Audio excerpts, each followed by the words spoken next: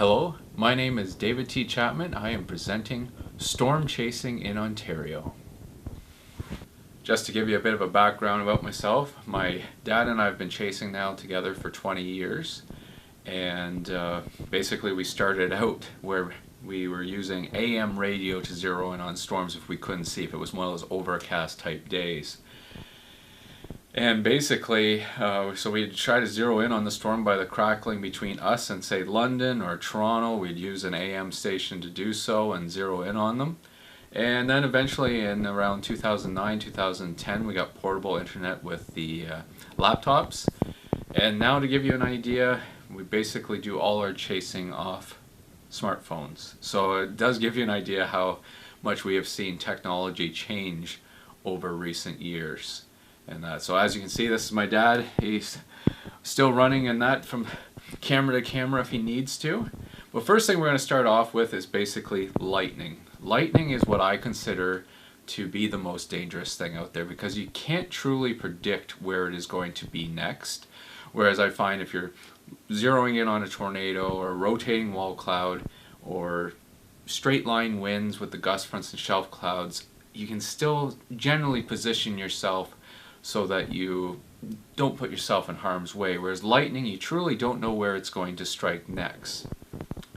So one of the things with lightning is most of the lightning happens underneath the storm, but there is the types of lightning that can actually reach out from it. And you will see that later on in the program. So one of the first things with the with lightning is the fact that how does it start? And basically what you have is a warm-up draft that's building a towering cumulus cloud, and as that cloud gets higher up into the atmosphere, it starts to get colder, and there's ice crystals and hail, and they start to kind of clatter off each other, and it starts to build up a charge of both positive and negative. And as that starts to happen, you start to get an imbalance in the cloud. So usually you get your intercloud lightning, but as those storms get bigger, and that it also creates an imbalance with the ground as well, and that is when you get a negative, basically negative feeler coming down and then a positive streamer that starts to stem upwards to meet it. So that could come from a tree, it can come from a house, it can even come from a person. And so as it comes down, it chooses one of those to connect with. Sometimes you have multiple strikes, but in this case we'll talk about one. And when it meets with that, that is when you get the complete discharge. So as you can see in this photo here, this is right after the discharge of the lightning. Now we're going to look at video here.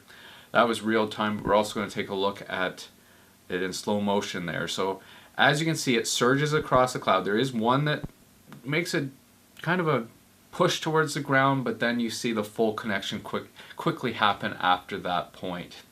So here's an actual photo of it. I was working 2 cameras at the time.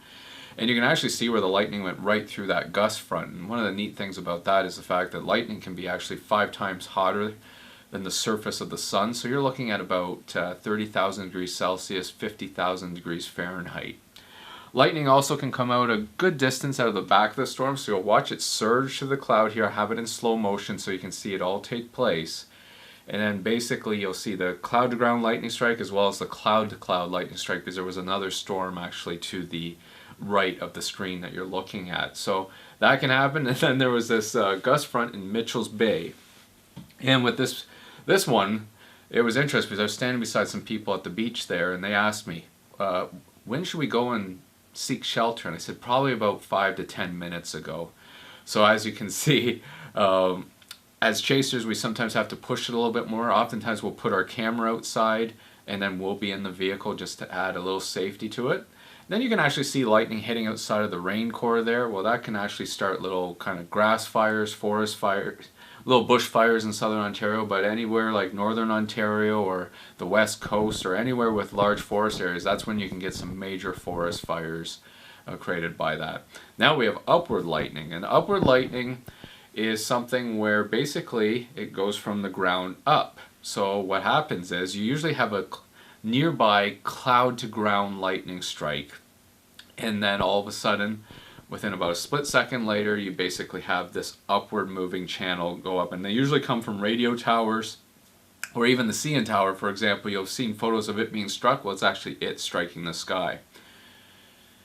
In this here, well, you're going to actually get to see in a moment where basically you have the cloud to ground lightning strike, and then look at these little beads afterwards. Those are called nitrates, and that's from the lightning heating up the air so much it takes a nitrogen in the air and then basically turns it to nitrates as it falls towards the earth and rain, and actually acts like a natural fertilizer. Now you're going to see some of that lightning I was talking about earlier. This is called bolt from the blue lightning. And basically what you're seeing is the lightning comes right out of the storm. So this can actually happen 5, 10, 20 kilometers away from the storm. That's why they say wait at least a half an hour after you've heard the last rumble of thunder before you go back outside, because this is some of the most dangerous type of lightning. And you can basically see it coming right out of the cloud there all the way down to the surface and completely leaving the storm. They often come from the upper parts of the storm too, where it's the anvil or upper middle part as well too. And you can see this one started out as one, and then as it went through the cloud it actually split into about 3 to 4 different channels there. But they are beautiful to look at when at night because of the fact you can see the whole thunderhead and then the lightning coming right out of it. This is the closest lightning strike we've ever actually had happen to us. We'd actually just been outside of there about 2.5 minutes earlier, and I said, I've been watching the lightning march towards us. Let's get in the vehicle, but point the dash cam this way, and you can actually see right where the lightning hit right in the woods there. So it's pretty impressive to see it that close, and then to actually capture it on video as well too, as it goes right into the trees. All this lightning you're about to see, I do put into slow motion. It actually happened in 9/10 of a second, so you can see all the multiple strikes across the screen here, which was pretty phenomenal to see. I did not see them all with the eye, and I did not capture them all with my photo camera. I had the video going, which did capture them all, but my photo camera actually missed a few itself. So you're going to see that here in a moment, but there's the final discharge, basically completely draining out there as it pulses to the end. So there's the photo I caught. So you can see there's about 6 of them there. I was pretty happy with that, but then when I reviewed the video I realized I'd missed about 3 or 4 strikes as well. Now we move on to gust fronts and shelf clouds, and this one actually had the hail core behind it near Godridge. But basically what these are is they can be small, 10 to 20 kilometers in length, or they can stretch across a province and right into the states. So what you see here is you saw a gust front there, that rough edge. And basically that is where the warm and the cold air are colliding. So here we are looking over Stony Creek in Hamilton, and you can see kind of that rough edge to it. Well, it's got warm air in front of it and then the rain cooled air behind it. Sometimes that's hail as well too, but in this case it was all rain, and it's meeting that warm air out in front, and that's why you get that turbulent cloud there, and basically that is where your strongest winds are likely going to be. So sometimes though they actually completely separate themselves from the storm. They're technically called an outflow boundary, and this storm here went basically from south to north into Toronto, but the gust front and shelf cloud basically pushed west to east and went through the Niagara region here. So this is it over the Welland Canal.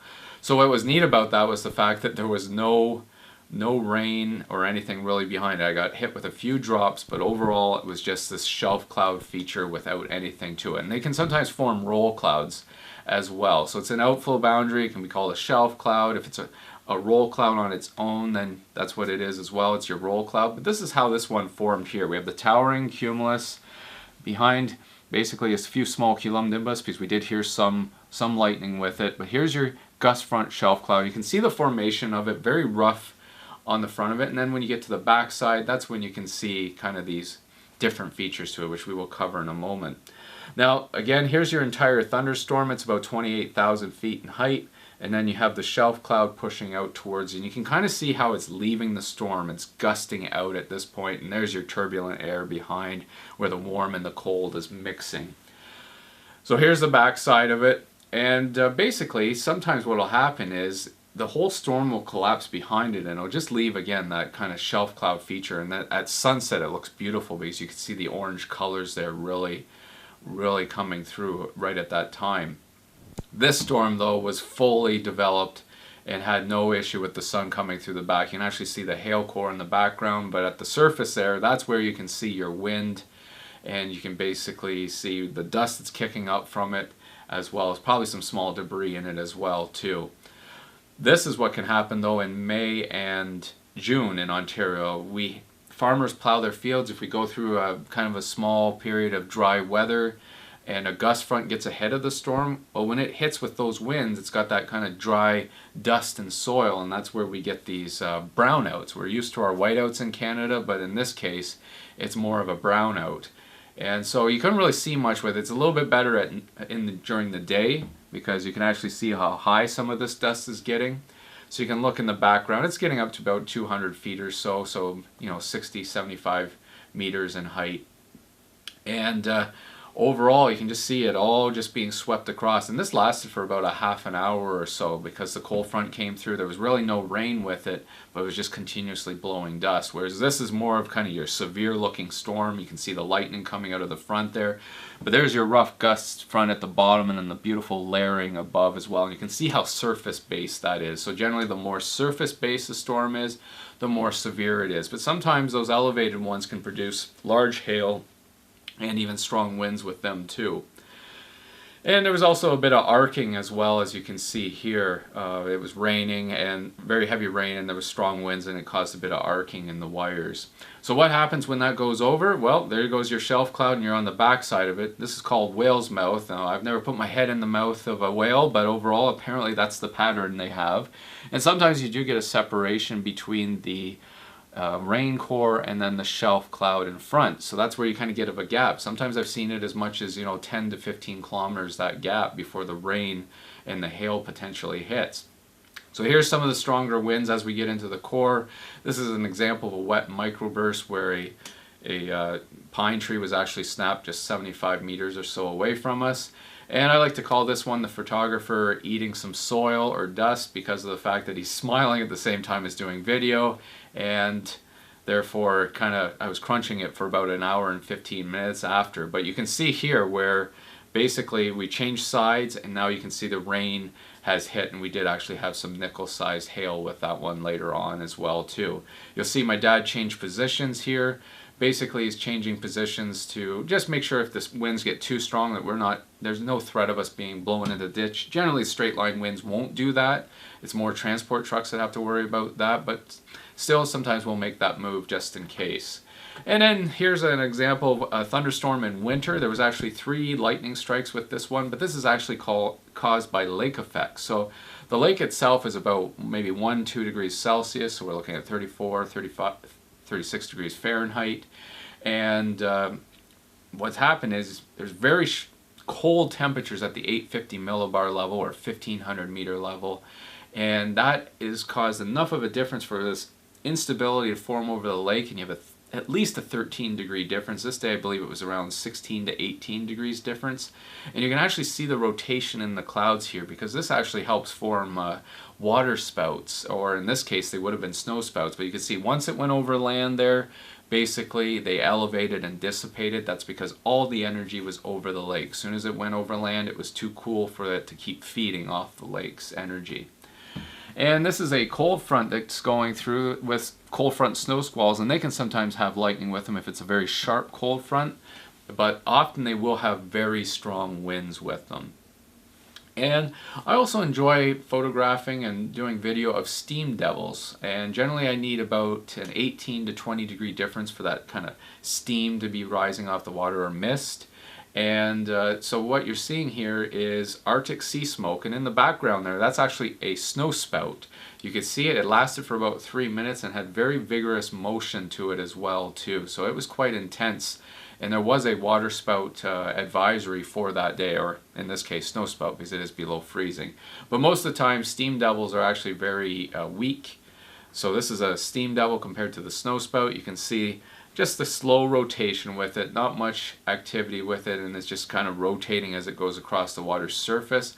So if that was to pass through you, I've had that a couple times myself, you feel just a little bit of a breeze, but it does burn because of that super cooled, basically water vapor, and you can feel it hit your skin, and it just gives that real burning feeling. But overall, watching them is quite enjoyable, as you can see them kind of spin up over the lake there, and then they can even form on little spring-fed water holes, and you can actually even see them in the summer and fall. You just need that temperature difference to create a mist over the water basically. So now we warm things back up again, and This is your, typical kind of CU field or cumulus cloud that's trying to tower upwards. At first, they may have trouble kind of getting to the next level, and then that's when you start to see them kind of turn into these towering cumulus or cumulonimbus clouds. So this is your garden variety storm, basically, where it lasted for about an hour before completely collapsing out. And you can see that the updraft is on the right side there. Now it's gone. You can just see it kind of flattening out. So overall, we know that that storm is basically done at that point. So how do they build? Well, often they build where there's warm, moist air into the base of the storm. So this one's becoming surface base, where you have warm, moist air coming from the ground, and it's going up and feeding the storm. And we also call this the business end of the storm, because you can have lowerings, and these lowerings aren't rotating. And then you can have rotating wall clouds, which are both in the same section of the storm, but because they're rotating, these are what can form the tornadoes. So what you're looking at here is a rotating wall cloud on a supercell near Dundalk, Ontario. And you can kind of see almost an attempt at a funnel cloud basically forming in the center left there. But that storm is being fed by this warm, moist air, and it creates all these updrafts. So you can see the updraft there. And then right across, there's your anvil, and then the anvil overshoot, which is a sign that that updraft is very strong. It's very intense because it's overpowering the upper level winds. When these storms start to collapse, they tend to look wispy. So here's kind of your wispy paintbrush cloud where it's kind of taken away. So what's usually happening at the bottom of the cloud? Well, that area where the warm, moist air was going into is collapsing, and you'll often see it elevating when it does. You'll even see rain coming right down through where it was once taking moisture in. So you can see that happening on this storm here. And that's generally why you'll have that kind of wispy look in the distance if a storm has finally collapsed. So this is a tornado-warned storm heading into Elmer. And you can actually see what we're looking for. A lot of storms in Ontario are rain-wrapped, or when it comes to their wall clouds or the tornado potential. So here's your rain curtains, and what we're looking for is kind of curvature inwards towards it. So you have your rotating wall cloud in there, even a rainbow just to add a little more confusion to it. But inside there, we can tell by both radar as well as the shape of things that we have a rotating wall cloud inside that, and it could produce a tornado at any point. Fortunately, it did not, because it was heading into the town of Elmer at that point.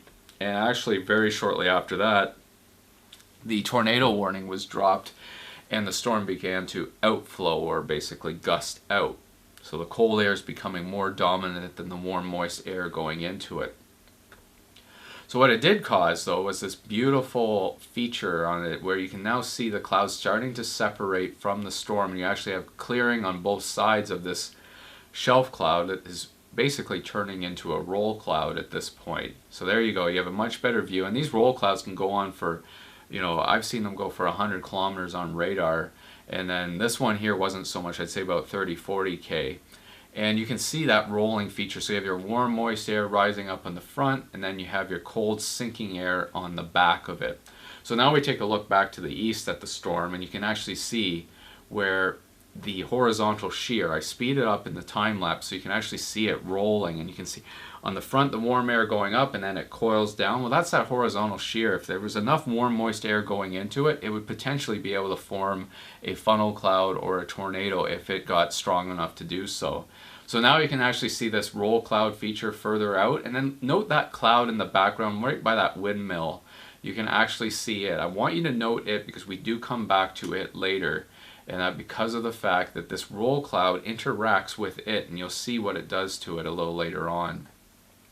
So as we head towards Port Burwell, we're getting close to the lake. They actually have a static display of a submarine there, so my dad and I will often joke that we're going to basically change vehicles, hop out of our chase vehicle, and then go into the submarine after and continue on to chase most of the storms that then eventually do cross the lake. So overall, you can see how it's basically the clouds still being pulled into this storm, and that's what you can see again at the mid levels. There's cloud going into it, even some lightning still, and this storm actually doesn't go wispy as it collapses. It just gets smaller, and you'll see it get smaller and smaller here, and the lightning basically quits at this point. So it just shrinks right down and basically turns into a towering cumulus cloud. Now we go back to this roll cloud. So remember I told you to note that cloud because of the fact that it interacted with this roll cloud. And here's that cloud there. So you can actually see it. And I want you to note right in the lightning strikes right about here, see that kind of stringy cloud right near the lightning strikes there? That's what's left over the roll cloud. So when it went underneath the storm, it actually caused quite a bit of lift. And when it caused that lift, basically, it allowed for the storm to build quickly. So you got a lot of lightning with it, but then as it kind of got undercut by that cold air, as well as the storm just weakening itself, eventually it slows right down to kind of what you're seeing right here. But I love storms with the stars above it.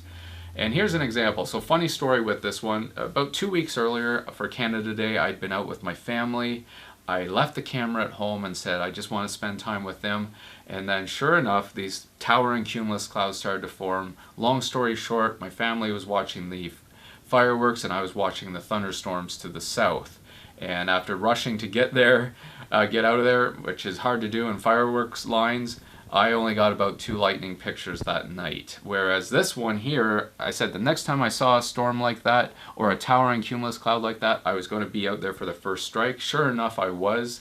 And this was like 500 lightning pictures out of 700 to 800. It was a tremendous time lapse because lightning was almost basically every second and a half. So now we're going to look at the structure of a tornado-warned supercell here down near Chatham. You can see it just all of a sudden explodes. What's really neat about that was that updraft only took about 11 minutes to go from 15,000 feet up to 44,000 feet. So very robust lift and instability with that storm. So we do a comparison here. There's your garden variety storm. Kind of almost looks like multiple updrafts, whereas the one down to your right there, that's your true thruster where it's really driving upwards. So here's the backside of a supercell here. Notice how it's kind of got a bit of a corkscrew turned spin to it, and then it kind of just goes into normal updraft. So it transitioned from a supercell into basically your typical storm. It was still strong, but it lost its rotation at that point. Then we have what are called Peleus Clouds. These form on top of updrafts as well too. And it's a very sign of a strong updraft. So this was a tornado-warned storm down near Cleveland. I was documenting it from the Ontario side. And here's a tornado-warned storm down near the Niagara region, down near Port Colborne, and you can see it turning in on itself. So if you look to the right of your screen, you can actually see the cloud moving right to left at the base and then wrapping around near the center there. And you can see it wrapping around, but it's also dissipating at the same time. And that's just because there wasn't enough moist air. It had the wind shear, but it did not have the warm, moist air to feed it. So it remained kind of elevated. It did make a few attempts at lifting scud and maybe even a few funnels, but overall it wasn't able to get organized enough to produce a tornado, which was good because they were actually having a bit of a festival in the Port Colborne area and that along the canal, so that did actually work out quite well. And then you can see here we have 2 areas of rotation, one on the right side and the weakening one on the left side.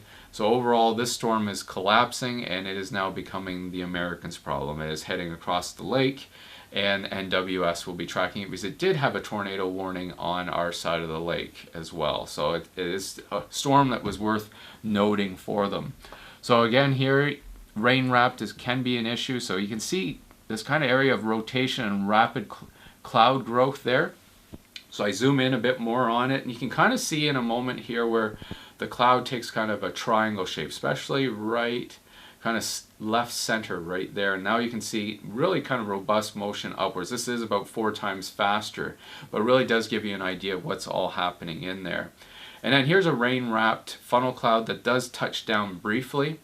So it does turn into a tornado. So to see a rain-wrapped funnel cloud, you have to kind of be in the northeast position here. So there's the funnel developing a little bit of a ribbon. We kind of get into some trees, which the Brantford area has plenty of. And you'll actually get to see here in a moment when I get to my bearings straight. There is a bit of debris. I do show it to you in a moment here because it's very hard to see on your screen. And but you will see where I kind of zoom up or look upwards and there's your funnel cloud right there. So you can see halfway down. So just because the condensation is not down to the surface does not mean that it's not making contact. So I darken the contrast and slow things down here. Here's a few screen grabs. So there's some of your debris basically rotating around the base. There's your funnel about halfway down at that point. And now we're going to replay through it again and I darken it. So there's you can see the debris spinning around there. Some of it goes right up into the funnel more there. So it was just a brief touch, a very weak tornado, but overall still one that was very short-lived. One of the funny things is I'm a birder, so I remember saying to my buddy, I was chasing with my other storm chase friend, Kyle Robertson, and I said to him, oh my gosh, the winds are so strong it's throwing birds into the ground. Fortunately, what it was tobacco leaves from the field where the tornado had picked some of them up. And so all I can say is I promise that no birds were harmed during this portion of the film, because it is actually tobacco leaves. So you can see them kind of fluttering in the air, and they were fluttering, which kind of gave me the impression that they were actually birds. So now we're going to take you up to the Walkerton area, and this is the same day that the Acton area had the tornado there. But overall, we were chasing a supercell that happened north of Walkerton, and you can see kind of this very low cloud. There was a tornado reported. We were not close enough to see rotation. It was near the Cargill area. And so here's your rotating wall cloud. So at this point, I'm kind of watching it. To me, it looks like it's gusting out, but you'll get to see kind of an interesting feature develop on the back side of it. Here's over about center of the barn there. You'll see kind of a triangle shape in the cloud take hold there. Basically what that is potentially a funnel cloud, but for us, we're too far away. It's a very heavy wooded area down there, so we decided to stay up to the ridge. But it is potentially rotating, but it could just be scud, which is basically your warm, moist air being pulled up into it without rotation. So we were unable to confirm anything with that aspect. Now we're going to take a bit of a look at a whirlwind here. So they're basically the smallest, and then we have a gust NATO. So you have your gust front here, and then you can see kind of a little cup shape of debris below, which is just basically dust. I call it the weaker cousin of the tornado, because of the fact that it's the straight line winds can actually blow them right out. So when I put the time lapse into motion here, you actually get to see that, where the straight line winds overpower it and basically nothing happens with it. So they remove twigs and leaves off the trees, but that's generally it when it comes to gust NATOs. Here's a shear funnel that's formed on this very small cloud. I always say whenever you have a vortice or anything rotating, it's still worth watching just in case, but in this particular instance, you can just see you have your funnel cloud underneath it, and it's a very small cloud above, very small structure. Then there's times where you're trying to run errands, you've got things to do, and you get this funnel cloud that happens when you're at a red light, so you quickly try to get to an opening, you get to an open field, and you are able to capture the end of it. And so this is November 23rd. I was not looking for funnel clouds that day, but I saw one over the St. Catharines area. And what was really neat about that was actually up near the Prescott area in eastern Ontario, there was actually a tornado that happened, and it hit while it was snowing. So next time you're looking at a snow squall, I don't want you worrying that there's actually a tornado in that. It was very special and rare conditions for that to all come together. And but it did actually destroy a barn's roof and a few things like that. And wasn't just rated an EF0, it was actually an EF1. And then here we are with a shear funnel on November 24th, a year later. So those are the only two funnels I've ever captured in the month of November. And then here's your mesocyclone coming into Brantford. You can see that circular shape. Well, my dad and I are used to basically storm chasing out with kind of the cows and in the woods and stuff like that. So when we were at the Wendy's Tim Hortons kind of off the 403 there in Brantford, I started to see this cloud get organized very quickly here. So I yelled to my dad, I said, Dad, funnel cloud. Well, I was right next to the drive-through, so all of a sudden I see a whole bunch of heads basically turn and look at it with a concerned look on their face. And I don't blame them, but I told them it was going the other way, it's going the other way. But that can be the difference. We're never trying to cause alarm out there, but sometimes, because we're used to being around cows and horses more than anything else, sometimes yelling and communicating with each other can cause that as well too. So we're very careful on that. That's the only time that has actually happened. And we are one of the few storm chase teams that will actually work at night and in Ontario. And you can see here we have a Supercell Storm, and you're going to see it. We have to go by the flash of lightning. You're fortunately being able to see it here in slow motion. Then I'll actually screen grab it for you. So we have to analyze it very quickly when it comes to basically seeing that flash and kind of taking a mental image of it in our head.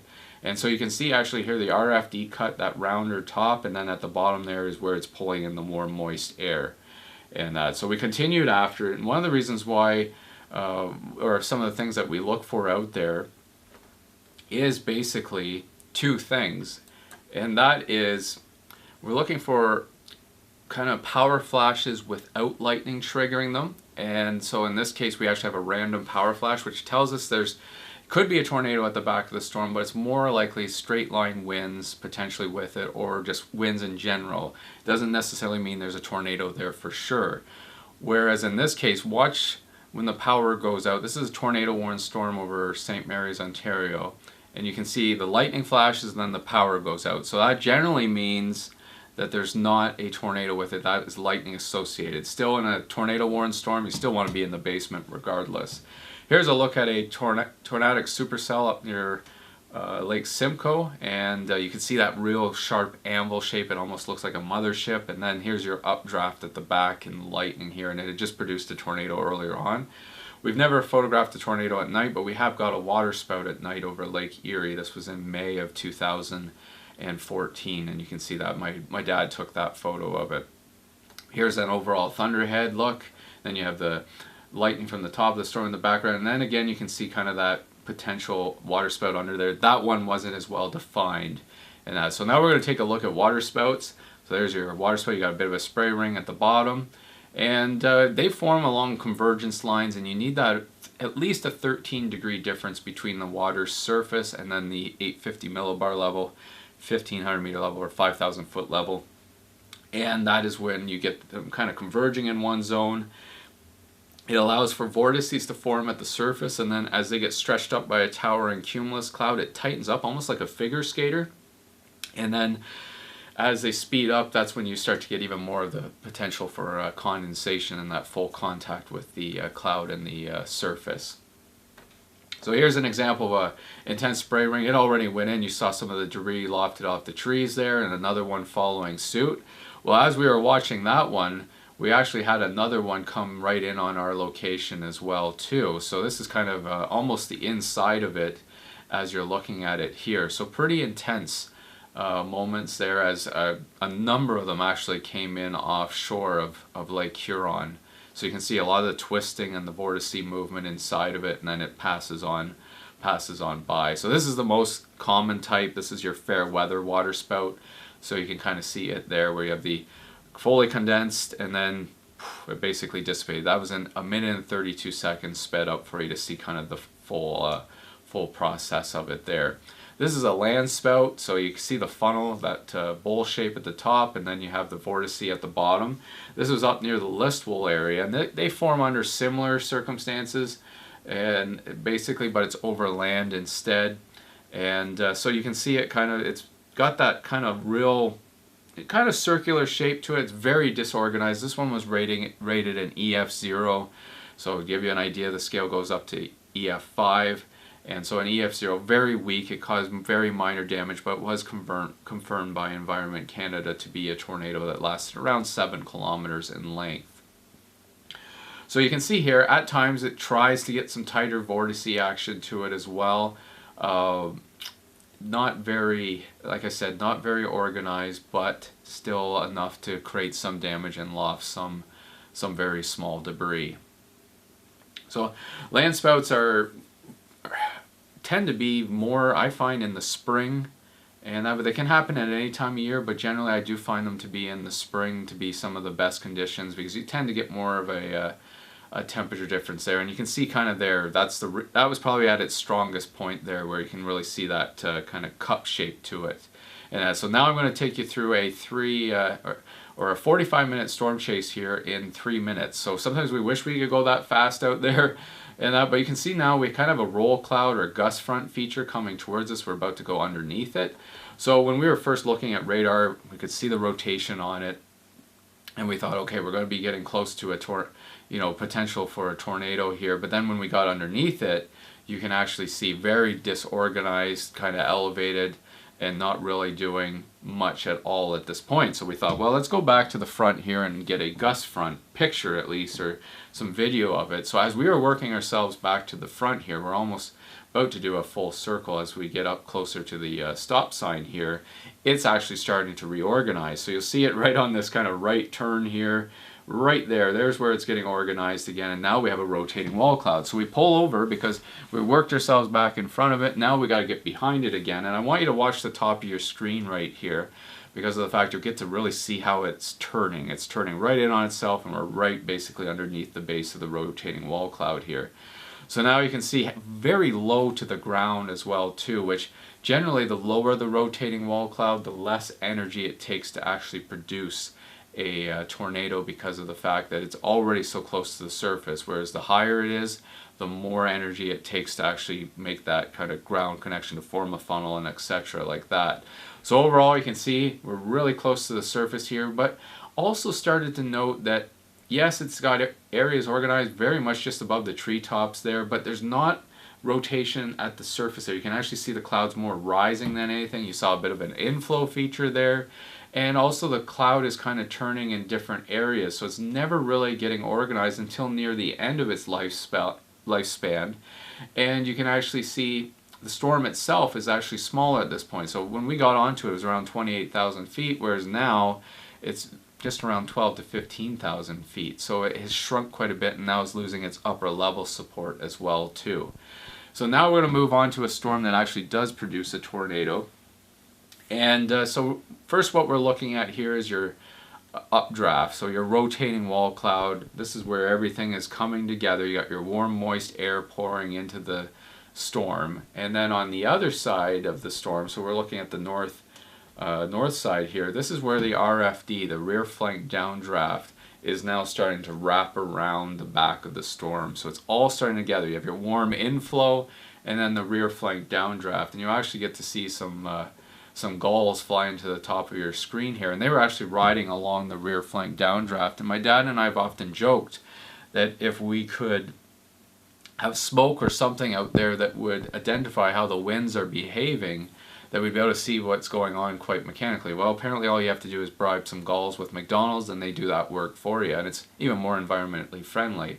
So as you can see here, you'll see the kind of the funnel cloud starting to take form in the center, and then you have the overall rotating wall cloud starting to take on a real organized look. So all the shear is working together. Compared to that first one, which was ripping from here, rotating from there, and basically wrapping around, it's like multiple different areas. This one's very organized, and when I speed up the time lapse, you can see it's still wrapping. Still have the kind of the rising motion on the right side of your screen, but overall you're starting to get that cylinder shape or circular shape in the wall cloud, and then you have your funnel cloud below. It is likely on the ground at this point. It's just it wasn't fully condensed. There was other chasers on it and saying there was debris before it fully condensed. But now you can see for us from our position, we're now able to confirm that yes, it has touched down. There has been a tornado. And I speed up the rest of it so that you can see it kind of get really anchored in at this point. So it's really upright, and the wall cloud is still very, very healthy. So the next thing we basically decide from at this point is to go after it. It's because it's now starting to pull away from us. It's got a very well-defined west to east motion to it. Fortunately not moving that fast either, so it allowed us to catch up to it again very easily.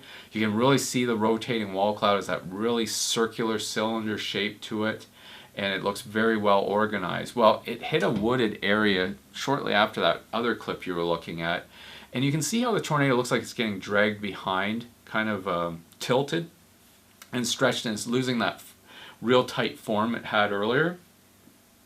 That's because winds like to work in a way that they're not affected by objects, and even friction at this point is playing a role, and winds are starting to kind of get bent here and there because of objects like trees and stuff. So for example, water spouts, they form easily because the vortice is not disrupted, whereas in this case it's kind of got things tearing away at it. Now if it was a larger tornado, it would just plow right through that without an issue, whereas this one, it held up a little bit. You could see it actually affect the whole entire structure as it did, but now you can see it's perfectly upright again basically, and fully in full function there. So quickly hop out of the vehicle. You can see now we have the tornado basically perfectly down the road, just off to the left a little bit. So now my job becomes making it look pretty. So as I leave my video camera in one location, I do my 125-meter dash to get the grain field in front of it as foreground, and then even the another barn that I saw a little further on. But while all that was happening, we can actually see we have the main tornado and even a side vortice there. And then we also have a new area that looks to be developing, and when I speed it up you can see it lifting, and then the tornado is still on the ground despite the fact that the condensation's almost around halfway down. And so as I was out photographing the storm from the barn area, this was all going on. You're basically seeing a secondary area try to develop where we're either going to have a satellite tornado or funnel, or potentially a new one form while the one on the left cycles down. This one develops into the main tornado. But you can kind of tell above here that the cloud itself, not much of an updraft, it's very wispy, and the funnel right now is actually more horizontal. So you could kind of tell that it was not as strong as what we were first looking at, but it's really neat. You can actually see the funnel going out further yet there. So this is that horizontal shear. And it's basically the updraft that will cut that, and then the rear flank downdraft that helps kind of push that down. But there wasn't enough of that in this case. As you can see, the structure is very wispy. So we have the funnel basically going horizontal, and it actually even changes sides here. And then after I come back from my 125-meter dash, you'll actually get to see how long that funnel cloud did eventually get, but it never had a chance to come down towards the surface. It basically stayed horizontal. So again, we continued to push towards the tornado. It lasted for about anywhere from 15 to 20 minutes in length.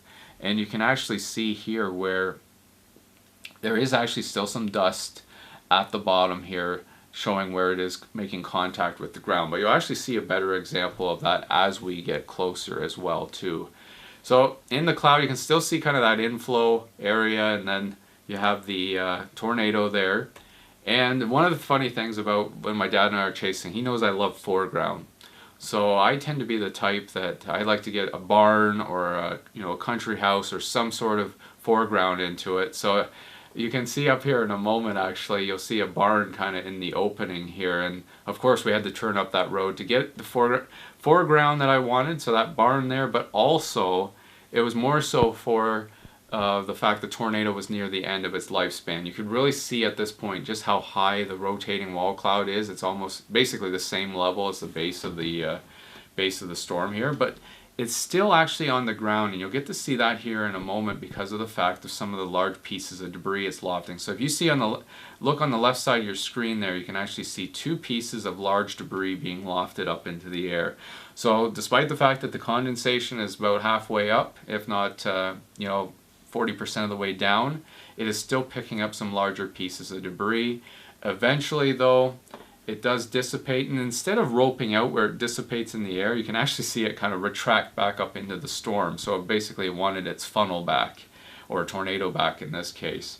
And so we decide that we're going to continue on. That was in the Arthur area, Arthur to Grand Valley. And then we decided to continue on, because whenever you ever have a tornado warned storm and it has produced a tornado already, there's always a chance it could produce another one. So we continue towards the Orangeville, Caledon direction, and you can still see the updraft on the back of it, and then it got reorganized here. You can see the new base forming, but you probably can tell the difference between the first time it produced a tornado and now. This is a lot more elevated. It's still got the wind shear in it, still got the turbulent looking skies, but it's not as low as the first time. And then eventually when it does form a funnel, which you can just see here in the center left of your screen, you can tell that the storm itself is not very healthy. So we pull over, and basically we have the funnel right in the center of the screen here, and this one actually does rope out. It actually just kind of collapses on itself in a really neat way, as you'll see in the time lapse. But what I really want you to look at is actually the top of your screen there. See that cloud in the center there that's rotating? That's some of the inner vortices. It's almost like an x-ray on the storm's health, or an x-ray with the vortices going on in it. I replay it for you as well too, because if the storm hadn't collapsed so fast, we wouldn't have got to see some of the inner workings, some of the inner vortices that are taking place in the storm. So that was one really neat moment to have take place there. And then we went back, and where that tornado looked like it was getting shredded a bit or altered a bit, this is what it was hitting at that time, a little forested area with some pines and spruce. So overall, that it wasn't a huge tornado. It was a perfect tornado. It didn't hurt anybody. It didn't really destroy much in the way of property. And yes, you're seeing lots of names here. It's more so because I love doing what they do with the superhero movies and putting in a little bonus clip at the end. I want you to count those lightning strikes. I do actually replay it a couple more times. I love getting answers because I've never truly counted myself, so I don't really know the answer. But overall, I'll let you get the last bit here. Overall, I generally get a number of, I'll wait for the slow motion to quit here, but generally I get about 7 to 11. 7 to 11 is what people count. And then kids, sometimes they get it up to 25 to 30 because I think they're just counting as fast as they can while the lightning strikes. Who knows? But anyways, regardless, that is the presentation, and I really hope you enjoyed it. Plus, really learned a lot from it as well, too. And I know that it's a program that took years to make, but overall, in the end, it was really worth it to see Ontario in all of its action when it comes to storms, all various types. Thank you for watching. Take care.